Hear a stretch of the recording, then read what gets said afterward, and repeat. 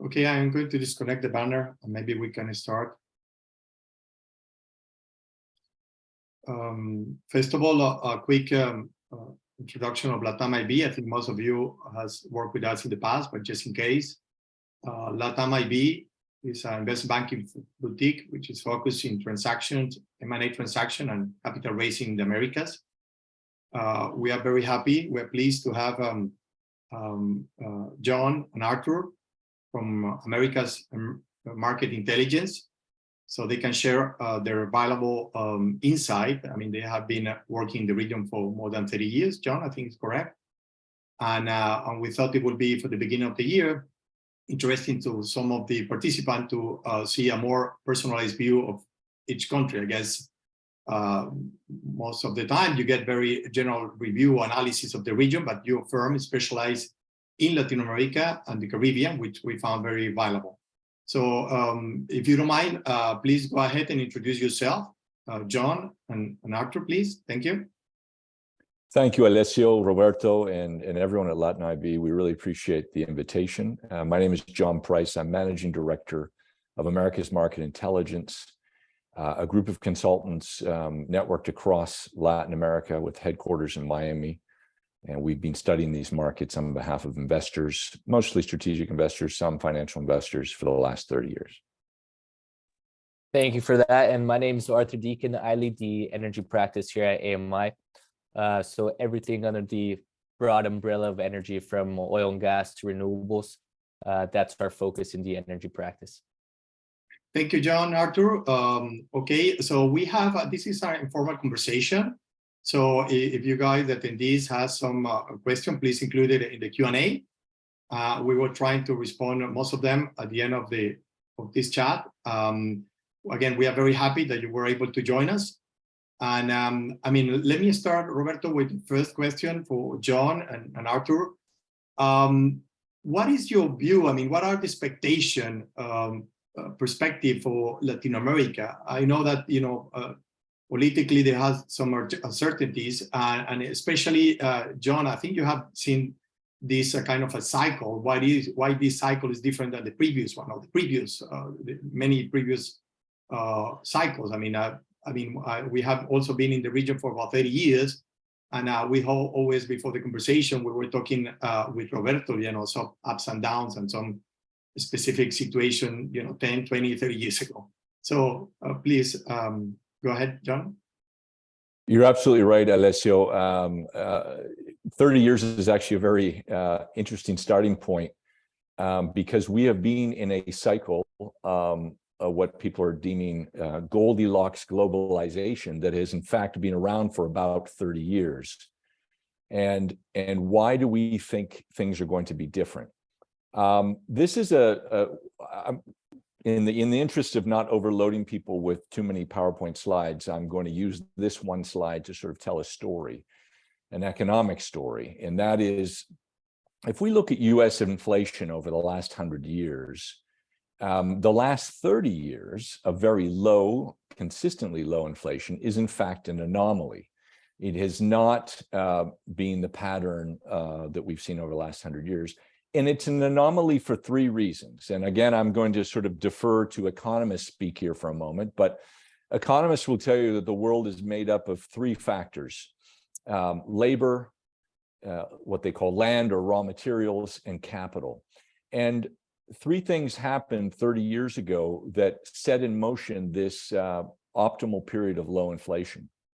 First of all, China and India both joined the world economy around that time and began to offer into the world's economy their massive labor pools, the Chinese in manufacturing, the Indians in services. And as a result, it became very difficult for any workforce around the world to raise salaries and still remain competitive in a global environment. And that those low labor costs have essentially dragged down or limited the ability of salaries to rise in competing workplaces, so in the manufacturing site, in basic services. Similarly, Russia, through its perestroika program, joined the global economy Russia has always been a place with enormous geological wealth, both in hydrocarbons and in minerals. But much of that wealth was untapped until, by opening its doors, it invited in Western capital and particularly Western technology that allowed that oil to flow in much greater volumes. It allowed that mining potential to be exploited far better. Again, the world was flooded, in this case, with natural resources, and that had a deflationary effect on the price of basic commodities. And around that time also, the baby boomers, the most important financially influential group of people the world has ever seen. I refer to baby boomers in the US, in Canada, and in Western Europe. They, in working in concert, really have had enormous impact on the world's economy. And one of the things they did was, around 30 years ago, they reached an age where they were making enough money in their personal households to squirrel some of that away in savings. And that savings made its way into capital markets, and that made capital abundant, and that made capital cheap. Now, what is happening today that makes us now question the continuation of these three factors? First of all, variable labor in China is now 4 times the cost of variable labor in Mexico and Central America, which means that any new factory that an American or a European company wants to place to service, say, the US or European market, they're not going to choose China anymore. They're going to choose Turkey, Mexico, Vietnam, Bangladesh, etc. There is a nearshoring phenomena that is potentially a boon for Mexico because China's become too expensive. Now, couple that with the bilateral tensions with the US, the trade war started under Trump that has essentially continued in number, if not in tone, under Biden. And there's every reason to think that assembly operations will move to Mexico and that global wages will go up. In other words, the labor component of inflation will be positive. Similarly, in Russia, because of the war and because of a series of pretty rigid sanctions imposed by the Europeans that really took effect January 1st of this year, we are now seeing natural gas sales from Russia into Western Europe essentially stopped, and which is a pretty phenomenal adjustment. But not only that, but they cannot pipe it off to China before they build a $100 billion pipeline system.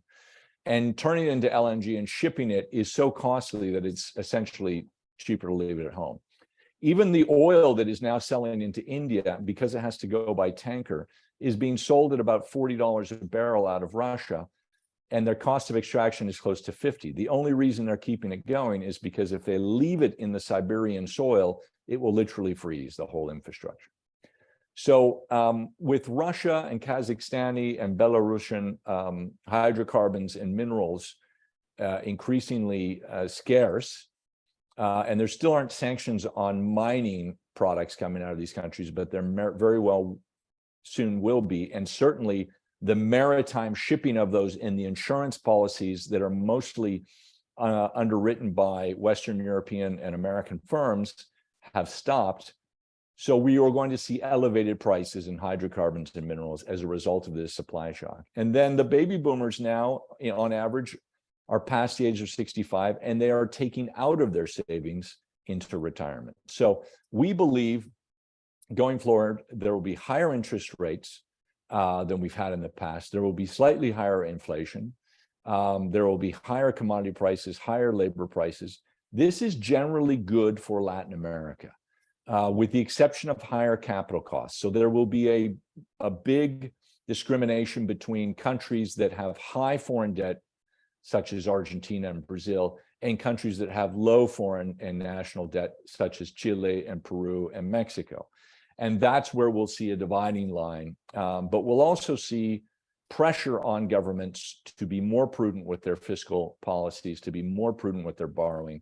And that is generally a positive. So this scenario paints a fairly positive picture. Now, we all know, those of us who operate in the region, that the The devil is in the details. And so going from this externally positive picture to making sense of individual projects and investments, of course, requires due diligence around those projects in the countries and industries. But generally, we are looking at a positive external environment.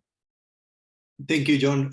Actually, you touch a very interesting point. I recently posted in LinkedIn an article from McKinsey. I'm going to repost it about like as an investor, we need to get used to higher cost of capital, because we were very used to, as you put in your chart, very low cost of capital. That's something that is something that we need to deal with the investor, because we're used to a different kind of atmosphere. Okay, thank you, John. You bet. And John, as you said, in the new normal, I mean, ultimately, Latin America is well positioned. So what do you think are good opportunities? Where do you specifically find them? Sure. So if we move to the next slide, this is a mapping out of what we see as high growth versus low growth industries over the next 10 years. So again, not drilling down at the country level, but looking at industry specifically.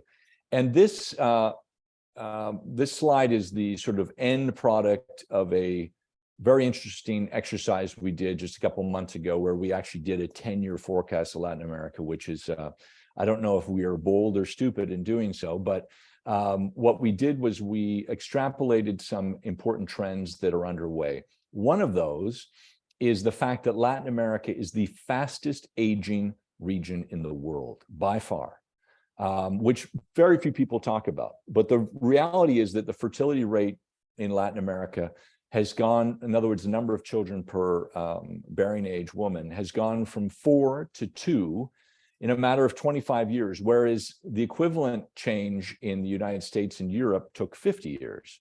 Not only that, but although there is interesting migration within Latin America, pretty important migration of peoples across borders within Latin America, there's very little people moving from outside the region into Latin America, and there's still people moving out of the region. So they cannot make up for that lower fertility rate with immigration the way the US or some Western European countries do. So that means that things like elderly care, healthcare, financial services, the sorts of things we spend more money as we get older, will be fast growth industries. Just to give you a statistic, people over the age of 65 over the next 10 years in Latin America will grow by about 40%, or a net increase of 25 million customers in that age bracket. Meanwhile, the number of children under age 10 will shrink by about 8%. So we will literally be closing elementary schools and converting them into old age homes. And that's just over the next 10 years. It becomes even more dramatic further out. Now, the good news is that this demographic shift in Latin America, where you have fewer children, but you don't yet have a large elderly population, is what we call the demographic sweet spot. It's when your working age population continues to expand. And this has been the driving force of growth in Japan in the 1970s and 80s, of the United States in the 90s, of China over the last 15 years. And as that changes, as the population ages sufficiently and more elderly begin to outnumber the younger population, and the total working age population begins to shrink, then you have growth challenges. That's where Japan is today. That's where China will be. But Latin America won't reach that difficult threshold for another, if it's Argentina, it might be as soon as 7 or 8 years. But if it's Central America, it won't be for another 20 years. As a region, you've got another 12 to 15 years of positive consumption growth. So anything consumer oriented, particularly skewing towards young adults and older adults as opposed to children, you're looking at a positive environment. The other big change, of course, is digital disruption. Latin America literally cannot absorb enough digital content and enough digital disruptive business models quickly enough. Digital, or rather data, is growing in consumption at over 30% a year. So as soon as new infrastructure comes online and bandwidth increases, it gets taken up just like that. And the digital disruption is so welcome in Latin America because so many consumer service business models are either oligarchical or they're just terribly inefficient with too many intermediaries. And a great example is e-commerce. If you look at e-commerce penetration of retail, in the United States, it's at about 20%. In China, it's about 45%. In Latin America, it's about 8 or 10%. Now, why is China so much higher than the US? It's because the traditional retail footprint in China is about 1.5 square feet per person. In the US, it's 24 square feet per person. And in Latin America, it's 1.2. So that once you get accustomed to buying online, if the product is not readily available within, say, a short commute from our home or office through a traditional store, then we buy online. And the fact that traditional retail has such a weak footprint in Latin America as it does in China means that e-commerce will fill that gap. So we believe that e-commerce as a share of retail will actually be higher than the United States for Latin America by about 2027. So this is a big area of growth. And another area, of course, is the whole green revolution. And I'm going to defer to my colleague, Arthur, to elaborate on that. But these are some of this, broad strokes of where we see winning industries and those in decline over the next 10 years.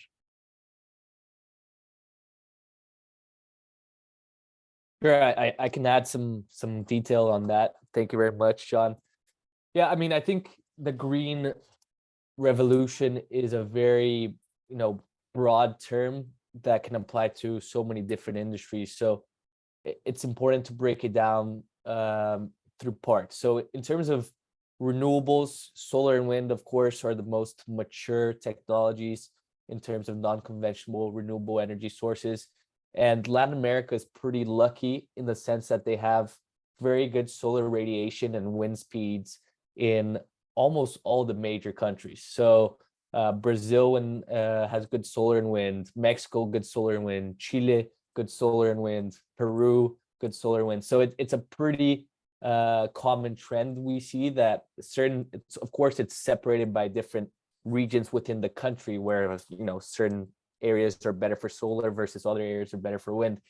But in terms of the ability to electrify its generation matrix, Latin America is very well positioned. There's, of course, some countries that are still very highly dependent on gas. Mexico is case in point. They're dependent on around 70% of their electricity is dependent on gas. Most of it, around 80%, comes from the United States, from Texas. So, this dependency is something that countries should try to avoid, even if the relationships are relatively good at this point. You never know what could happen. You don't want to be too dependent on one single source or one single country. All in all, for speaking in broad terms, the war in Ukraine has accelerated the transition towards clean energy. And the reasons are pretty simple. People don't want to be dependent on having to import resources, oil or gas, from another country. And then solar and wind is something that's available for most countries, and you can produce it locally. So not only are there, carbon emission savings, which is something that everyone is striving towards, but you also become more secure in terms of your energy matrix.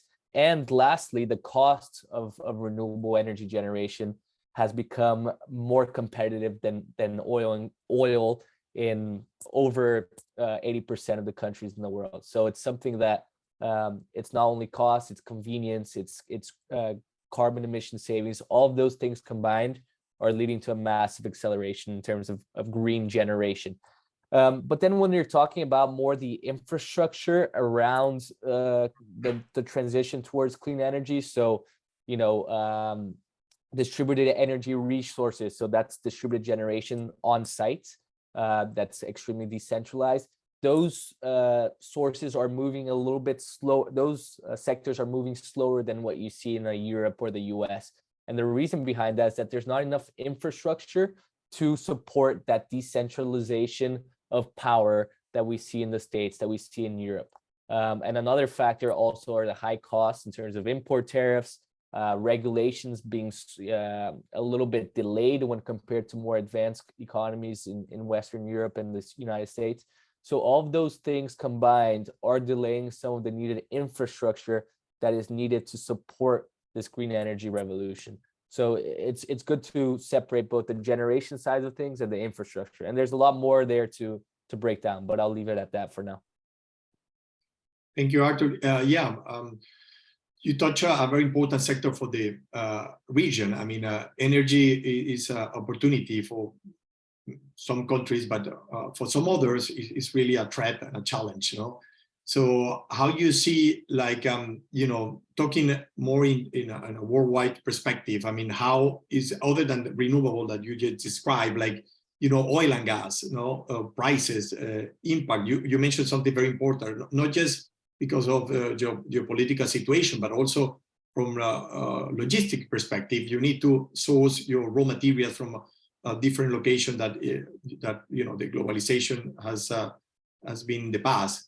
So how you see this worldwide trend, and how will impact or benefit some of the countries in the region? Yeah, there's a lot to break down there. But before I get there, I just want to remind the audience, if they do want to ask any questions to any of us, feel free to use the Q&A. We'd be happy to answer those questions at any point. Yeah, I mean, LATAM, there's of course a separation between the countries that are net importers of energy versus those that are net exporters, right? Central America, Caribbean, usually those are net importers. So high oil prices, high gas prices is usually bad for their budgets. The solution there is to move towards renewable energies in an accelerated manner. We're seeing that in some Caribbean islands where there's very positive incentives. Barbados is one of those. Puerto Rico is doing that now with distributed generation. But there's still a lot of other islands and countries within that region that are moving way slower than expected. You know, our general feeling is that the transition in Latin America is quite delayed, usually 5 to 10 years behind the most advanced countries in Europe, probably 5 years compared to the US, which is a little bit behind Western Europe. But in any case, an example is Trinidad and Tobago, you know, a country that's been highly dependent on oil and gas for its revenues for many decades. They only have one single you know, large-scale solar plant in the entire country, and that's actually not even operational yet. It's in construction. So it shows how there's been such a delay in moving towards those green energies, and those countries that have this gap will be the ones that suffer the most in the long term. There's other countries like Chile that have been doing a lot of positive things in terms of adopting both solar and wind, and now developing a hydrogen industry in the southern part of Chile, using its wind capacity factors, which are world-class, to produce green hydrogen. So those countries that have the proper incentives and the frameworks that are friendly for foreign and local investors to develop new technologies are, of course, the ones that are going to fare best. So I would leave it at that for now. Okay, thank you, Arthur. Great, Arthur. And if we focus on some specific countries, you already spoke about Chile. What's your view on Colombia, for example? Yeah, Colombia is interesting because they have very aggressive, I think I actually have a slide here, but they have very aggressive climate goals, like many countries across the region. But the matter of fact is, kind of touching upon the point that I mentioned earlier, they don't have the necessary grid infrastructure to support or to incorporate all of this new clean energy. So, for example, they approved, I can't remember the exact number, but several gigawatts of solar and wind power.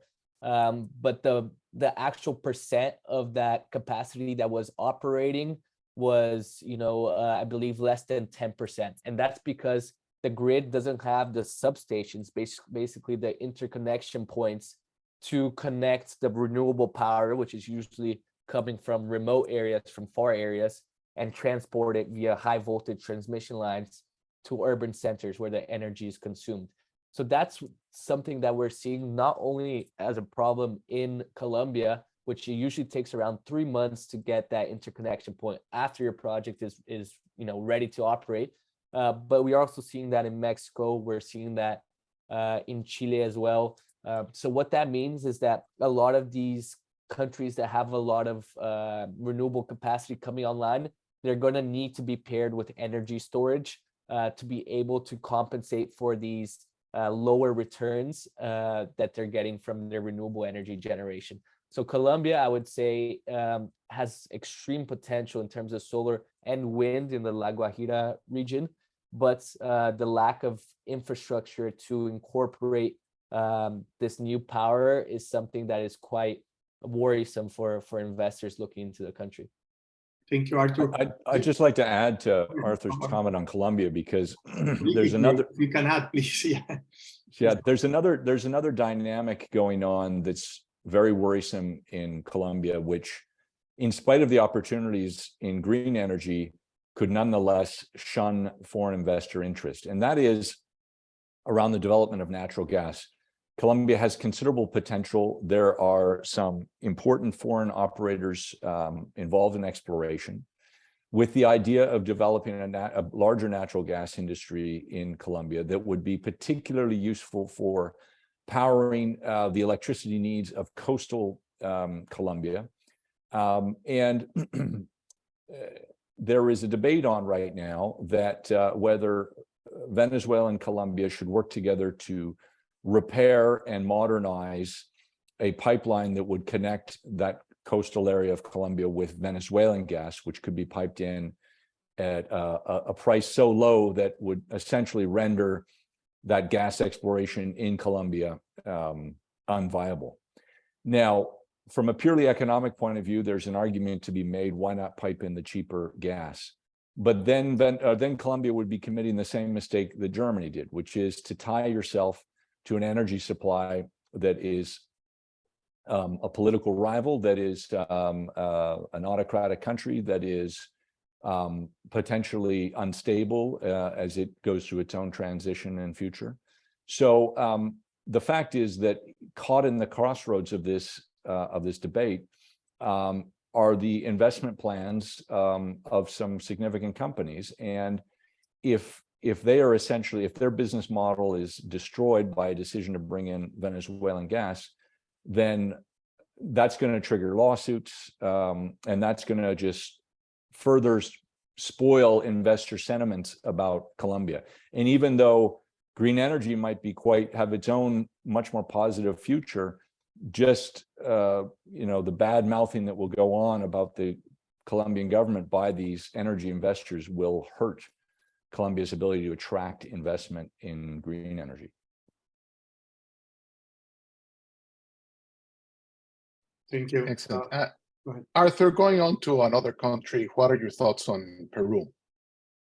And John, Yeah, Peru. Yeah, it's not just energy, but politically, of course, it's going to a difficult situation. So you may want to add something, John. Yeah, no, Peru politics are quite a roller coaster. Yeah, Peru has been sort of a laggard in terms of renewable energy adoption. That's because of regulation that hasn't made it viable for the energy to be injected into the grid. So there's certain regulations that get quite technical that essentially only reward wind power during a certain amount of hours that it injects energy into the grid. So that basically makes it hard for investors and energy operators to develop wind or solar projects in the country. And there's a big dependence on gas as well. The camisea reserves are something that is very robust and has been able to provide relatively cheap electricity for many parts of the country. There is this move to massify the use of natural gas, so to expand the gas access for many different households and industries. But they've struggled because the same thing that I've been saying over and over again, the lack of infrastructure, lack of distribution pipelines for gas. There was huge corruption scandal with Odebrecht and the gasoducto that they were constructing there, and that delayed things several years. So it's not an easy area to develop new generation capacity. So it's a country that we see sort of with some hesitation, despite its very promising wind and solar resources. What it has been doing very well and taking advantage of this war in Ukraine is increasing its exports of LNG. It was already the second largest exporter of LNG in the region. Well, at the end of the day, it's only Trinidad and Tobago and Peru that export LNG in Latin America. But in any case, their exports grew, I believe, by 70% in 2022 to Europe. So it's satisfying some of that demand that's not coming from Russia anymore. So, continued LNG exportation is something that is a promising opportunity in Peru, although there's a lot of government involvement there. You have to negotiate contracts with Peru Petro, the oil company, when exploring and exporting that gas. So it's not an easy country to operate in terms of electricity and energy. Excellent. If I could just add a little bit on Peru. Yes, please. Yeah, very quickly. The political and economic situation, which is quite interesting at this time. Sure. For almost 10 years now, we've been able to ignore politics in Peru. It didn't matter how dysfunctional it was at the congressional level, senatorial level. The country continued to grow. The currency was stable. The business investment climate was positive. And the business world in Peru basically ignored what went on in politics. But that all changed with the election of Castillo, and particularly with his impeachment. And one has to understand that in spite of, why was Peru able to function without politics? Well, it was able to do so because the degree of reforms that were undertaken under Fujimori were so dramatic in a Latin American context by simplifying tax codes it was quite a transformation. And what it did was it brought in capital in the most important sector, mining, and secondarily in energy, that created massive projects that just continue to export and generate dollars year in, year out.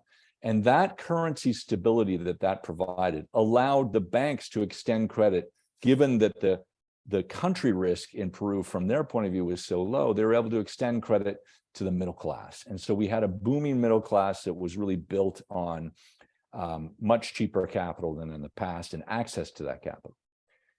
The arrival of Castillo and his impeachment has nonetheless brought our attention back to an underlying vulnerability in Peru, and that is the massive difference of quality of life and of development between the limeños and costeños on one side, representing about 55% of the population, and the Sierra and further east side of Peru, where incomes are literally 1/5 the level of the coast.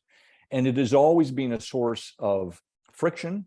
We've seen it in past elections, that friction, but generally the more moderate or even if it wasn't a more moderate candidate that won, they quickly shifted gears when they realized the true economic levers in their country and they'd have to adhere to them. Castillo was doing that, but he was brought to power by a group of militantes that were very ideological in their demands. And when he began to bend towards the true economic powers in Lima, he upset those people, and they ratcheted up their protests around Las Bambas and other big projects.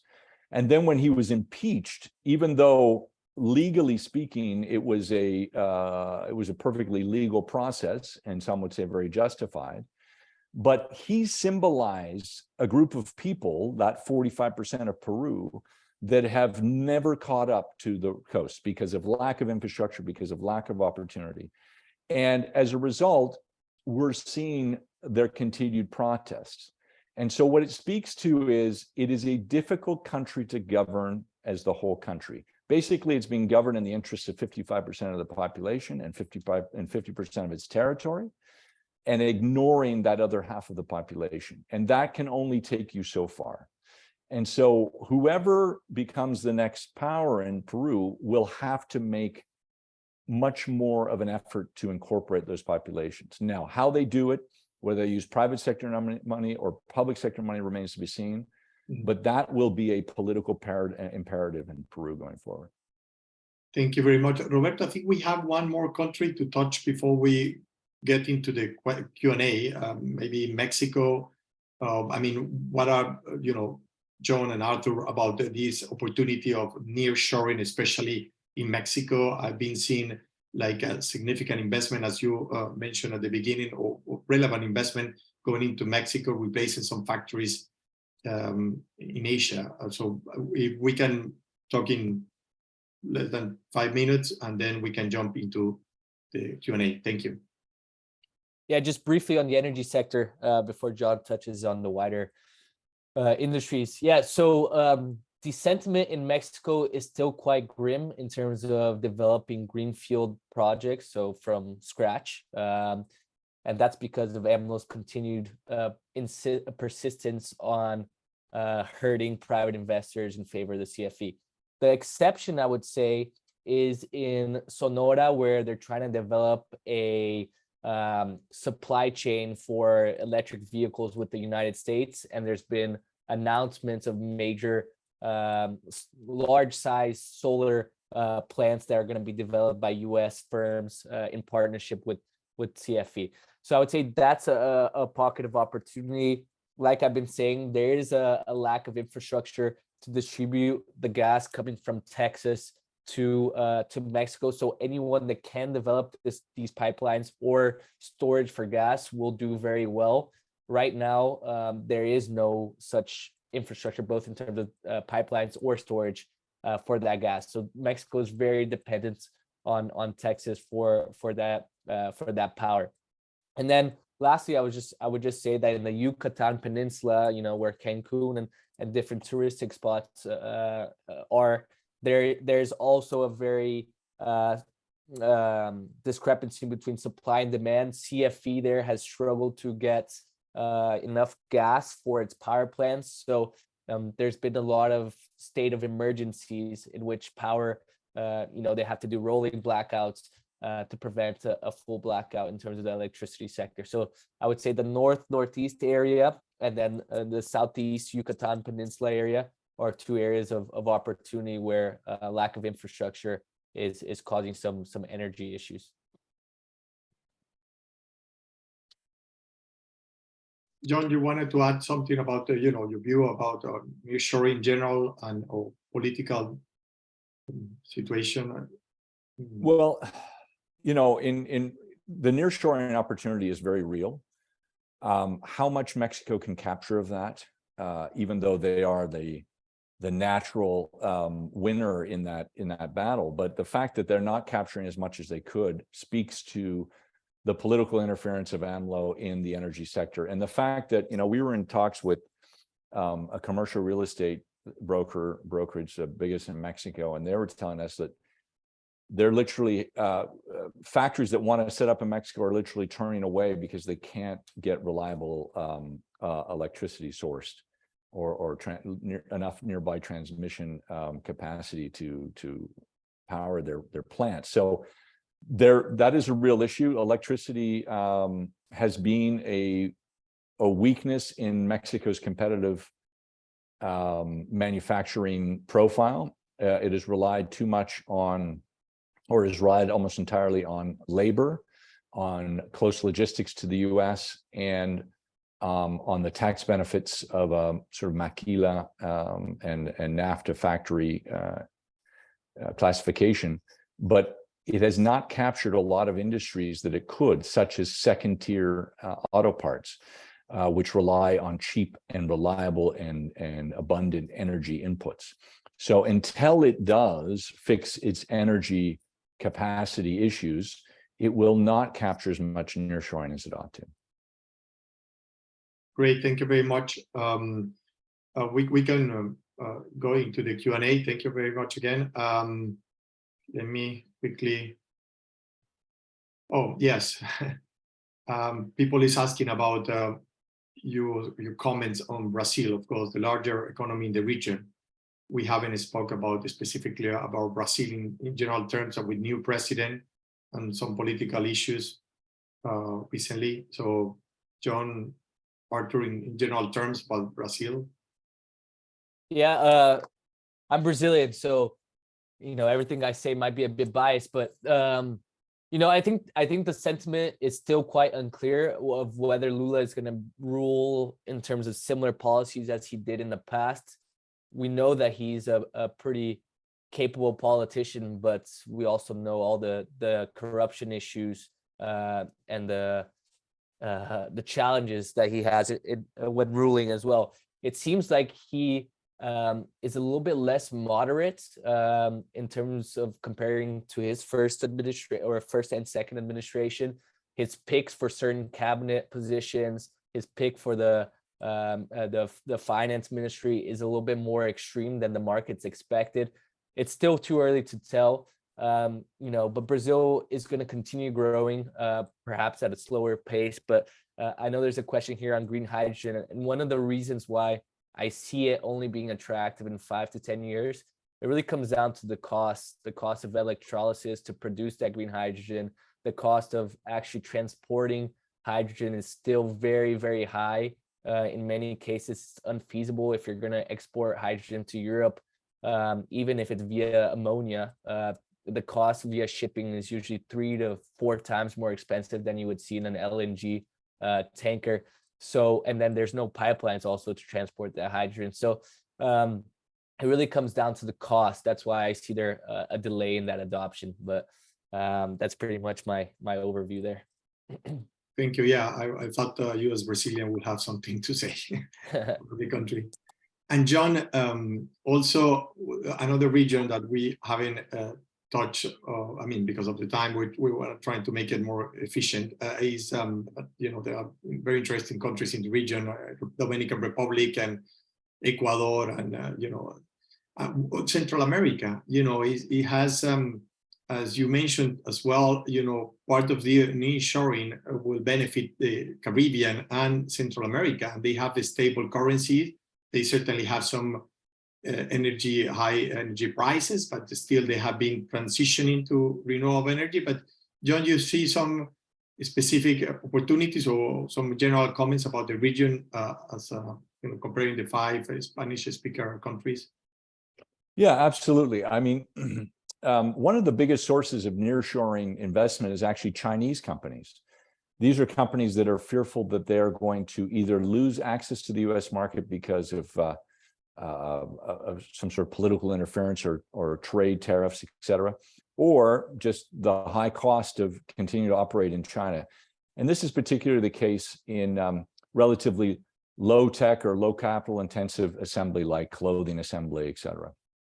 And when you look at where you might nearshore if you want to continue to be competitive within the US market, Central America is actually more compelling than Mexico because of lower wage rates, in some environments, lower tax rates, et cetera. And Chinese companies have been operating, as well as Korean companies have been operating in pretty large numbers in Guatemala and Honduras for a while now and being very successful there, and also Nicaragua. And I think that, Chinese companies are not worried about things like reputational risk of operating in an undemocratic country like Nicaragua. And so I think that these 3 countries will continue to attract nearshoring assembly for sure. There are some troubling political trends. Certainly Nicaragua's anti-democratic tendencies have been there in place for several years now. There is an open tension between the government and leading business players, whereas in the past they sort of worked together. Guatemala, certainly that government is leaning more autocratic. There's a lot of Russian influence in certain extractive sectors, and certainly speculation of their influence politically. And so the risk is that at some point there will be a sort of an embarrassing flare-up that leads Washington to sort of officially change its certification or its opinion of these countries and begin to impose sanctions, if not broadly, then on key individuals. And in the countries that small, where typically there's 20 families that run much of the business and part of the politics, if any of those people start receiving sanctions, there's a good chance that's going to impact your business if you're working there. So there's something, that one has to be very careful of the political risk of operating with the United States, particularly when the Democrats are in power or the Democrats have a strong voice in Congress. The DR I really like. I was there every month for about 5 years, really working at a minutia level on political risk. And even though the PLD was essentially pro-business and the country's been pro-business for quite a long time, there was enormous levels of corruption. And I think that Abinader, who comes from the private sector, who has brought a level of transparency to governance there that is not perfect, but is certainly a huge improvement over what we've seen in the past. His embracement of globalization and his ability to attract foreign investment, his opening of the economy to tourism well ahead of the rest of the Caribbean that allowed the DR to make a big market share gain on tourism. These all point to a pretty savvy political leadership that I think it makes for a great place to invest. Thank you very much. I think we already passed the 45 minutes and we want to be respectful with everyone's time. So we have a handful of unanswered question. We will try to answer privately. John and Arthur, we always enjoy your report. Happy that you have joined us. Thank you for your participation. And to everyone else, we thank you for joining the attendees. And if you need to contact us, please do so. And we privately can expand or provide a little bit more details or connect you with the team of, you already have on the screen your contact information. But if it is the case, we can always introduce you to John and Arthur and the rest of the team in America's Market Intelligence. So thank you very much again.